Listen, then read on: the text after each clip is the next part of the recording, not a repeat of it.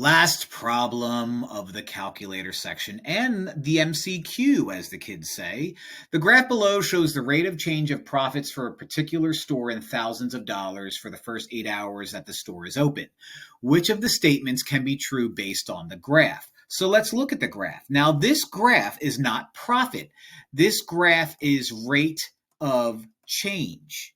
Okay, and what it looks like here is we're dealing with if I'm thinking rate of change and I'm looking at words like increasing and decreasing and stuff like that, I'm thinking concavity. So let's remind ourselves what concavity looks like.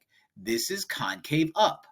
Concave up is when the rate of change is increasing. This is concave down.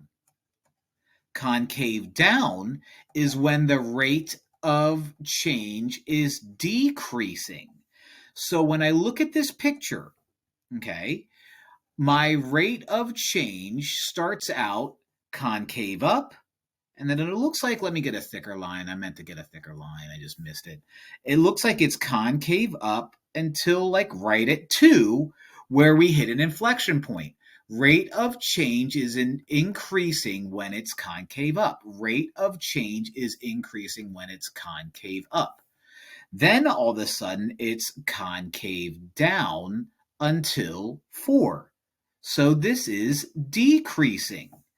Now it repeats the process. The rate of change is concave up, so this appears to be increasing right here. The rate of change is increasing, and then the rate of change is decreasing from 6 until the end.